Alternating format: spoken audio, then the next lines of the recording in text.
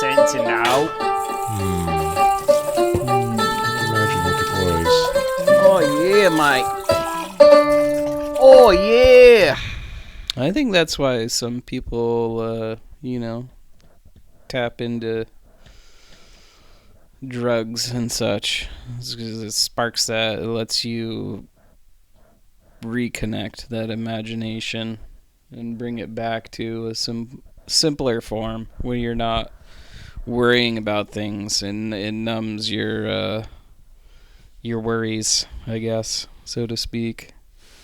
So I felt more creative, a long time in my adult life when I was smoking weed regularly. If I was struggling with writing a riff, or I had a half done painting, I would just take a couple puffs, come back to it, and be like, "Doors opened. Here we go."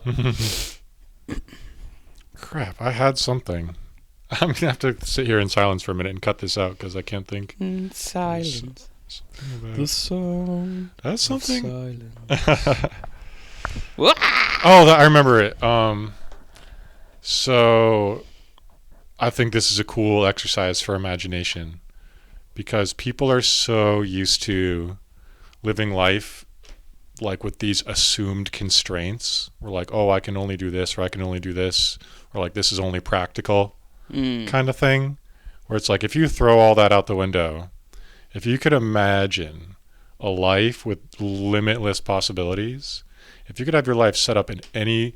So this is the interesting thing to me. So it's like, because you can never get closer to this point without thinking about this exercise first. Because like you can actually take tangible steps.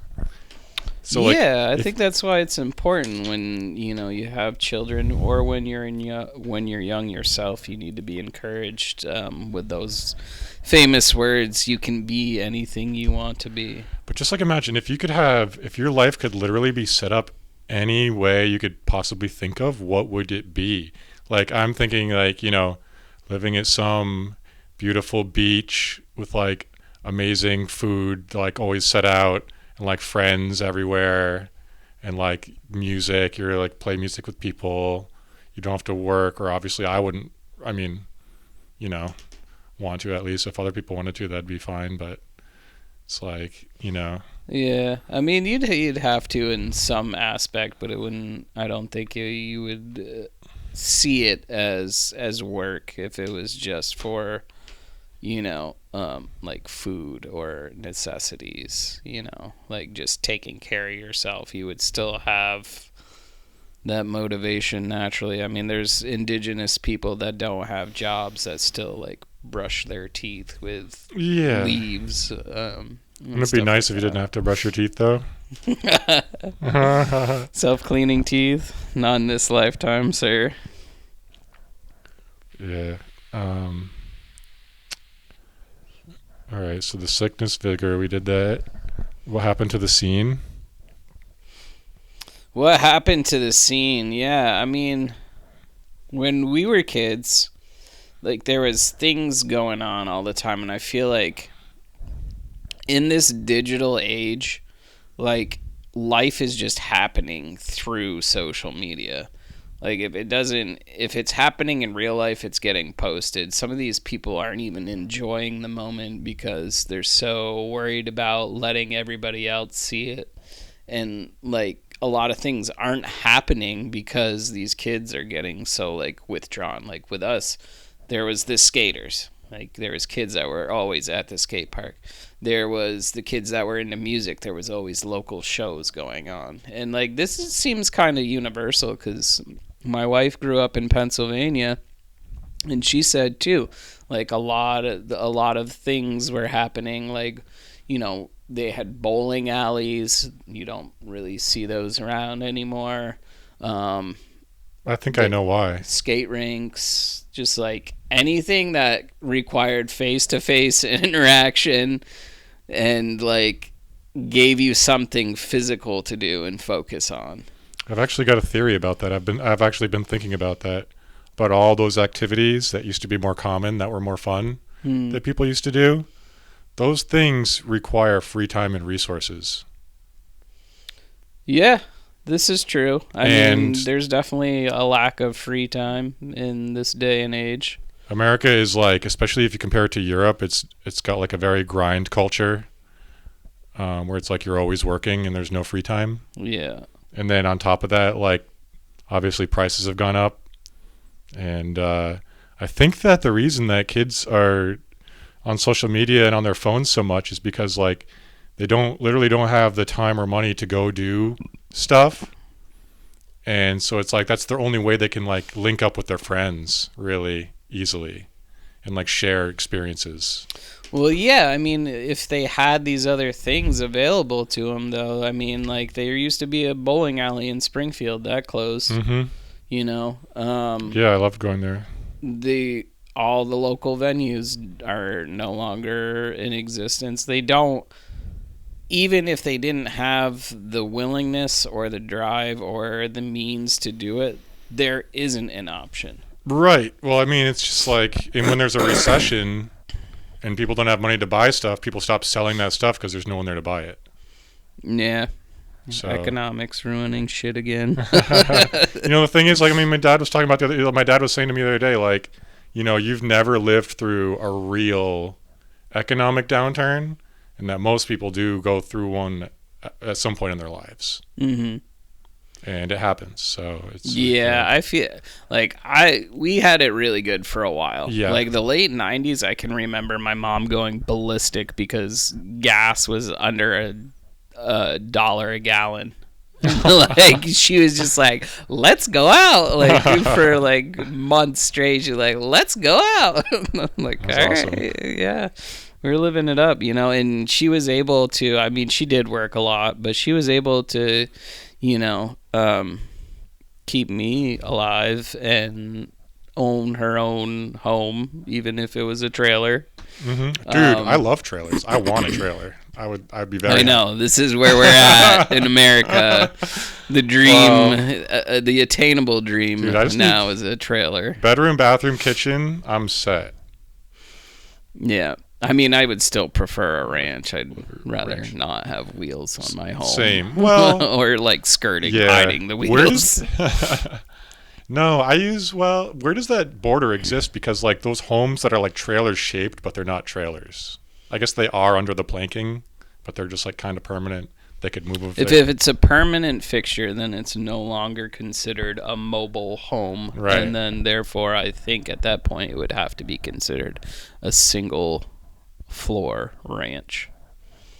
I love ranch houses, dude. Fuck stairs. Fuck stairs. I always wondered when you drive around, because they're more common in the South. Then you get back to New England, and people are building these like tall, narrow houses with like 3 stories. It's like, why? It's so much harder to do and to live in. Snow pitch. Yeah, I guess so. Keep the heat in. Yeah. There must be some reason. Mm-hmm. But no, people who live with stairs live longer and healthier. So yeah. When I lived on the 2nd floor, my legs were in such good shape. Yeah, I mean, I'm fine that we went from 1st floor. We only had like 4 steps, and now we've got like 12 stairs, and going up and down there is not a thing anymore. A little bit better shape. Speaking of being old and from the 1900s. Here we go again. I never was like, rocking chairs are always like such an old man thing, but now I'm like, dude, rocking chairs are the shit. They keep your blood flowing. You can kind of like fidget in like a socially acceptable way. That anxiety. This is all encompassing today. We got the anxiety, lack of imagination. You guys just don't understand me. Rocking through the 1900s. Oh boy, that's crazy, dude. Yeah. All right, let's see if I can find. So what happened to the zoo? Oh yeah, animals at the zoo, human watching. For sure, especially the smart ones. Yeah, I mean, we pay the money, but really, they're also getting a show. I wonder, like, what they think their mind frame is. Yeah, I mean, it's hard. I mean, oh, they're here again. Come on, guys. The monkeys are all standing around. Look at them. They gotta wear clothes. Like, guys, Carl's coming back. Look, he's coming back. Oh, he's got a new girl this time. Yay! They're like, yeah, Carl. Now Carl goes, The monkeys, they love me. Carl, you've got such a way with the monkeys. Oh my god. Yeah, I went to the San Diego Zoo, I guess, when I was like, I don't even remember. I was so young. And I don't remember it at all. But I've been to a couple of them. I've been to, I think it's the Granby Zoo in Maine, I want to say. There was Park Safari up in Canada. That was always a fun one to go to. You could, the animals they were kind of in an enclosure, but not really. Like I remember a giraffe sticking its head in the window. Things like that. I love those safari videos, the animals sticking their heads in the window and like being obnoxious, going after the food, and they're like, oh! Getting wrecked by those huge animal lips. Get wrecked. They're like, I know there's food in here. The flailing tongue. It's so funny, like big animals that are like horses and giraffes that are like big enough to hurt you, but they know the border. They know how to be like just obnoxious enough to not hurt you. Yep. That's good. Yeah. Good times. There's actually a book. I read it to my kids every once in a while, and it's about that. Like they keep it vague throughout the whole story, and it's like, look at them. It doesn't say human or animal. It says, look at them preening and pruning each other, and then you'll see like a few monkeys picking ticks or whatever, but you'll also see like a mother brushing her daughter's hair or something like that. And it goes throughout the whole book. It's kind of neat. It's like we're very similar, and it's also a show for the animals. And then like at the end of the book, they end with, I hope they all come back tomorrow or something like that. So you're thinking it's the animals the whole time, and you're like, wait a second. They did that in my sociology class. They were like, there's this species on this planet that does these crazy things to disfigure themselves. They think it makes them more attractive. I'm like, they're called Americans. You're like, wait a second. Guilty. Oh my god.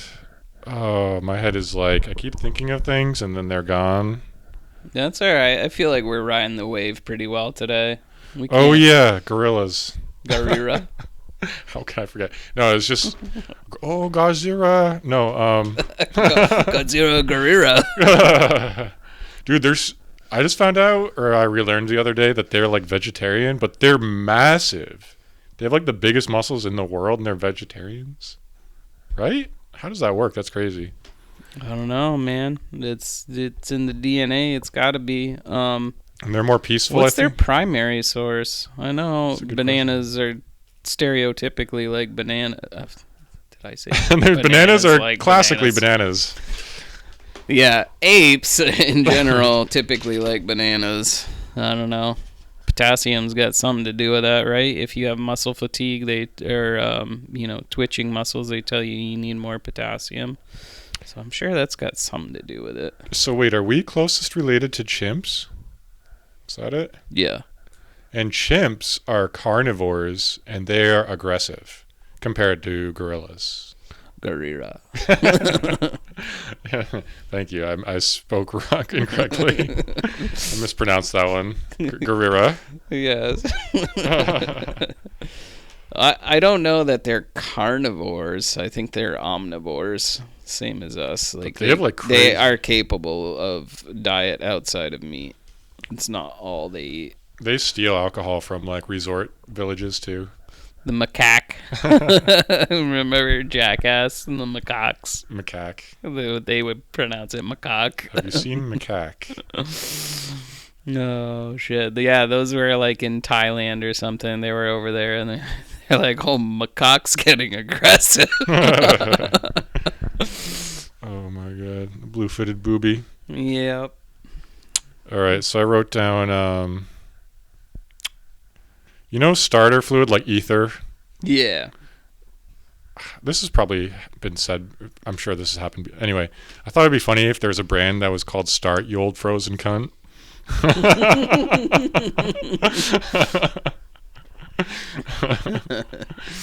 High test stuff when when you're just beyond pissed and you need it to crank over.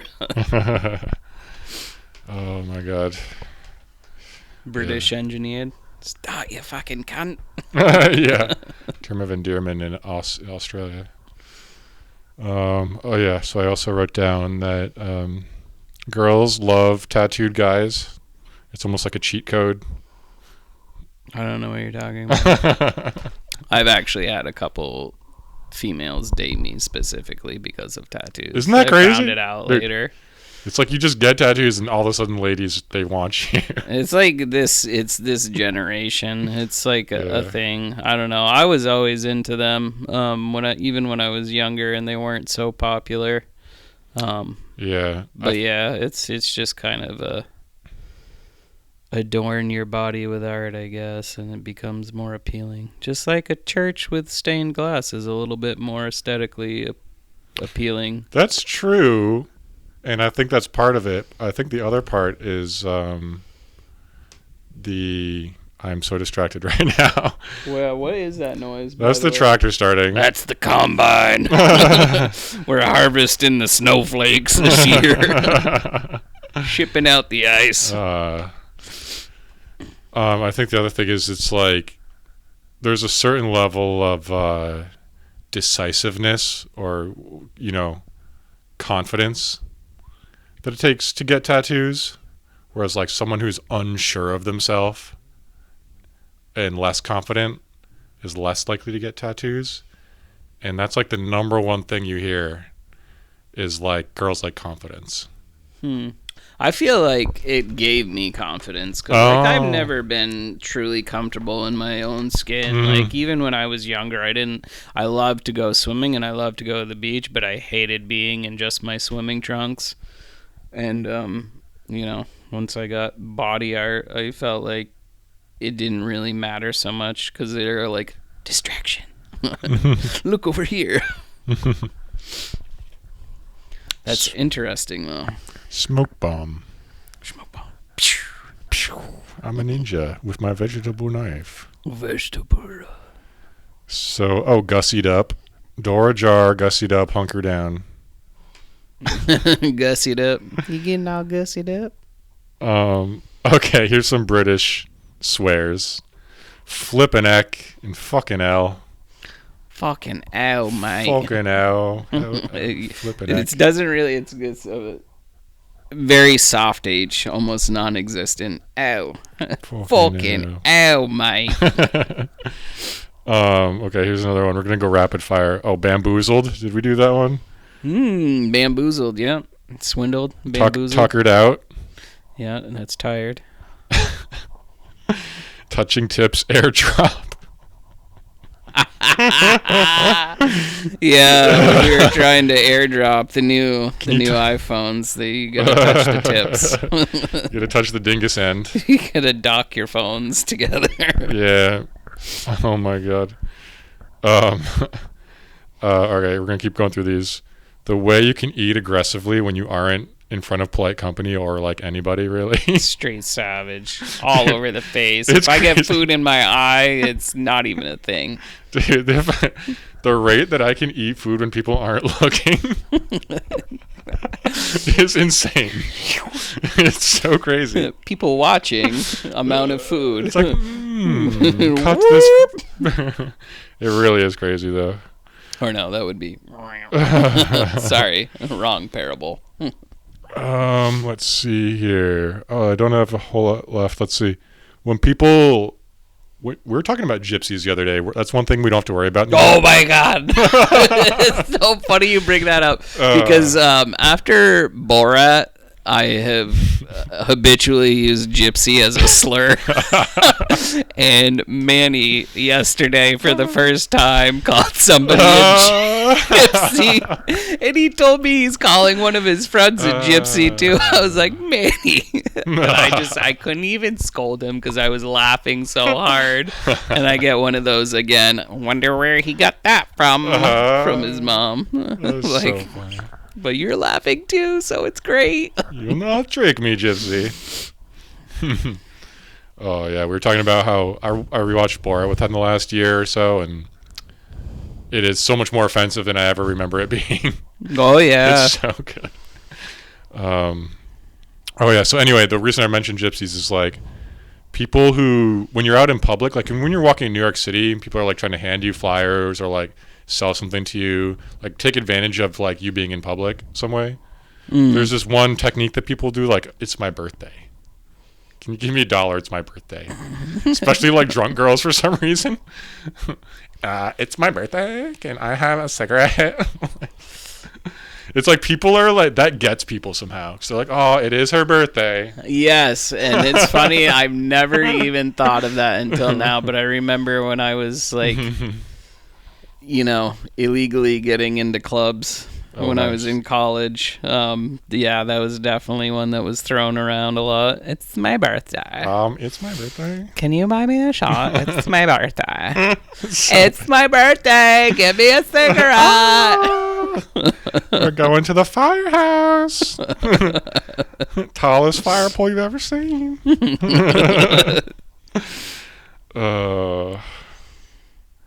Yeah, let's see here. That's pretty much it. We talked about Brother Ooh off camera. Apparently that was like a big thing that I missed. I just found out about it the other day. What was it? Brother Ooh. Oh, yeah. Ew, brother, ew. Brother Ooh. I've been practicing sliding because like in our Western speech, we don't have a lot of voice pitch sliding in our voices. And so I had never practiced it very much. It's hard to do, to go ew, like smoothly. Brother ew. But he's so good at it. So I was like, yeah, me and my friends were in voice chat and we were like laughing really hard impersonating that on Thursday. And then I started wondering what he was like going ew about. Like, is there like a dead rat in front of him or like what's going on? And so I got my friend to investigate it. And well, first my theory was it was interesting. It was funny because he seems like a Middle Eastern guy, but also like thug brother, because he's saying brother at the end, like kind of like a gangster speak. Like, ew, brother. I got like religious vibes when you showed me just the clip and seeing. That's what I got. It is. No, me too. It's religious vibes, but it's the funny thing is because it's a mixture of that plus like gangster. Like, what's that, brother? You, brother. And so I was like, is it really like Middle Eastern religion mixed with gangster talk? Like, there's no way that could be the case, but maybe. And so my friend looked into it, and it turns out that he was actually talking to his brother. Oh, legitimate blood relative brother. At least that's what he said. And then I was already cry laughing, and so and so that made me laugh even harder because I was not expecting that, and I was already weak from it. Like the twist, the old. Got him. Yeah, that's one of the oldest comedy tricks. Is the old switcheroo? That's what it's called. Yeah. And I guess he was, apparently, this is what I was told, he's from that's Australia. I figured it was the Middle East. Oh, really? Yeah, the headwear kind of. Well, it's Middle East religion. Me think maybe not Muslim, but yeah, exactly, that area. Yeah. So I guess it's that culture, but in Australia. But I guess what the whole thing was, he was making fun of people who reacted that way to his religion. Ew. So it was Brother, slightly ew. religious. Yeah. Ew, brother, ew. What's that, brother? Brother. Wait. Oh, God. That was a good one. Yeah, that's the best. Because I've got one of my friends, Raw from New Jersey. We were quoting all the African. He knows all the best quotes for some reason. I was watching this meme compilation, and I heard that Brother Ew for the first time. And I was like, oh, I've heard Raw do that before. So, like, my first time hearing it was actually people impersonating it. And then I saw the real thing, and I was like, oh. Oh, yeah, I've seen too many memes. That's my, when I do my business these days, I usually have my cell phone handy, and, yeah, I just spam memes. I repost everything. Everything that's worth. My Instagram is just memes now at this point. Nice. And it's slowly bleeding into Facebook. When we were talking about, yeah, I bet when we were talking about the people living on their phones a lot and not experiencing the moment, there's a funny meme I have. It shows like one of those illustrated battles from like who knows how many 100 years ago. There's just like hundreds of people and horses and swords. They're like fighting and dying. And the caption says, "Look at these people just living in the moment, not a cell phone in sight." That's a good meme. I've seen a lot of things follow that, like kids beating up each other or whatever. Just the most horrendous things happening, and it's so tranquil. Very demure. Ugh, I didn't even fully understand that. I don't think I want to. I say that now, and then I'm gonna have somebody explain it to me. Probably my younger brother around Christmas will explain it to me, and it'll be slowly integrated into my language. Yeah, the funny thing is I've always been, I mean, that's, to me at least, I think to most guys that's an attractive quality, is like not being boisterous as a girl, I guess. I don't know, but yeah, that's basically it. How we doing on time, brother? Let me check my audio recording. 2 o'clock. About an hour. 2:09. We've got an hour in. That's pretty good. We were hammering them out today. We are a well put together, well-oiled machine. Oh, yeah. Just grinding out the content for the peeps. Mm-hmm. For the lads. For the lads, the laddies and lasses. Oh, yeah, my mom, her nickname is Lessie. Like Nessie, but... That's her lad name. I feel like she's a little boisterous to be named after a cryptid that may or may not exist. Maybe if she hid in the house more. He popped out in the corner. It's Lessie. Oh, it's Lessie. That is she, boys. It's Lessie. Boys, it's the leprechaun. The leprechaun. I was thinking of it kind of like Lassie, but Lessie. Kind of like she's like... This makes sense. This is better, yeah. But it also sounds kind of like a laddish kind of name, so it's like the best of both. Lessie. Yeah, she's got some hilarious stories. Whenever I see her, I'm not going to tell her about this right here, but I'm just going to ask her where the pot of gold is. She's going to be like, what? Yeah, well, the reason I wanted to get her on is because there's a couple, I mean, she can obviously go on and on forever about the most boring stuff you've ever heard in your life. Mm-hmm. But she's got some good stories too. So if we ask her like specifically for the good stories and then tell her to leave after that. Up. Whoop. Hey, sit. Speak. And cut. Yeah, no, but she's got some hilarious stories because she worked with so she doesn't want to say her name because she doesn't want her to find out, even though only 15 people watch this, but she worked with this nurse named April, and she was caused a lot of trouble, basically was avoiding work at all costs. There was some kind of shield in the operating room that she would physically block herself off with even when she didn't need it, just to have a barrier between her and the work going on. She's got endless stories like that, and apparently she had 8 husbands or more. What? And got up to all sorts of antics and yes. That sounds like an April. Yeah, total April behavior. Oh my god. Nice. All right. It was good because if we get I got prepared ahead of time a little bit better today. I can't wait to get rid of this and have a couch here, dude. Oh yeah. Dude, the cast. Oh. Dude, when we're on a dude, once we're on the couch, the cast is gonna take off.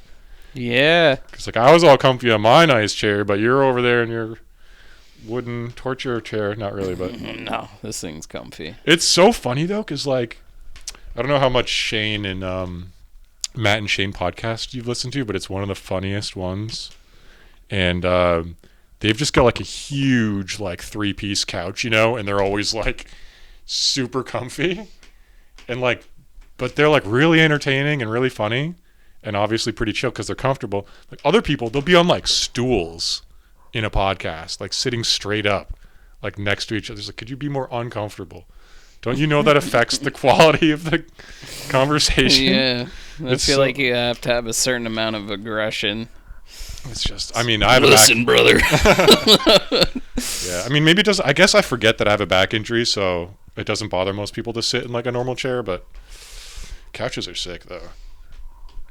I mean, I don't mind either way. I feel like sometimes I need like a solid back to remind me to not slouch. Well, yeah, my last green couch, which was like my favorite couch I ever had, I wore it out and took it to the junkyard, but it had one of those backs that only comes up to like your shoulder blades, so you can have like good posture. It like puts you in good. It's comfortable, but it's good posture. Man, it's sick. It's like a low back. Nice. Yeah. All right. Well, I'm about out of ideas. Orders. Oh my god. Yeah, my friend was laughing at me so hard for talking about the. Anyway, I get too nervous and then I can't summarize things. So just bear with me. I was talking. Do you know about the cube in the Middle East that they walk in circles around? Excuse me, what? There's a really where where the like a pyramid that didn't get triangulated. Yeah, exactly. Just like left a cube. So where Israel and Palestine are always fighting over, because that's like where Jesus was born. If you go south like a couple hundred miles, there's like Mount Sinai in Saudi Arabia. Okay. Down around that area, they have a cube, and that's their holy site. And they all gather there and like walk in circles around it. You can watch videos of like thousands of people circling this like, not royal. What's the religious word? Religious cube. It's like I feel like I'm gonna have to deep dive into this rabbit hole this evening when I can't sleep. But he was making fun of me because I sounded basically like because I do the redneck accent sometimes. And we were talking about the brother Ew. And I was like, it looks like some kind of place they'd be walking around that cube. But, yeah, no, I feel my theory behind that is like, it's so close to the other holy sites that I feel like it's one of those things like Chinese echoes where it's like it's split off slightly from where it's supposed to be. But that's like where they think the memory was. Oh, okay. So it's like the two ultimate holy sites so close to each other, right? Like how else could it have happened? No, you're wrong. That's the religion. No, my way's right. Your way's wrong. Yeah. We all agree that there's something creating stuff, but what it is, what its name is, and how you communicate and all that stuff gets a little tricky. Oh yeah, I thought of one last thing, I guess. We were talking about the wolf pack and like Well, I've trained my children to howl with me. We do it all the time. That's awesome. In the car. Susie gets in on it too. We are a wolf pack. There's something so and about being like the dog pack, like woof woof, woof woof. It's my dog. Woof woof. There's something, I love it so much. I don't know what it is about the wolf pack and the dog pack. It's very fun. I was at a festival this summer in West Virginia, and there was no alcohol allowed, but these guys snuck it in because they were cool and they were having fun. Badass, brother. Just like when weed was illegal, it was more fun. But they were like having a margarita party, and like every time one of their pack members was like walking down the trail, like back to the campsite to join the group again, they'd be like, oh, and then the whole group would be like, oh, like welcoming him back to the pack. Nice. I like they were it. having so much fun. They were like laughing and joking. It was so good. Yeah. Good times, good times. And then my friend was telling me, I'll end it with this, unless you have anything else, but my friend was telling me about he was going to a party in the middle of the night with his friends, but he had the date wrong. And so he's in some back alley with like literal junkies like strung out against the wall, waiting for a party that doesn't exist. Oh man. And one of like the junkies is like walking straight towards them, and like he could tell like it seemed like something was going to happen, and it was like kind of tense situation. But at that moment, his friend was telling a story about like dogs or something, and right when the guy got close, came like the dog impression. He was like, oh, oh, oh, oh, oh. And like the guy like got scared away. Like fixed their situation. Oh my goodness. Where my dogs at? Who let the dogs out? Dude, the dogs are back in. They've been in for 20 years. We have so many riffs. We need to get you on there sometime, but yeah.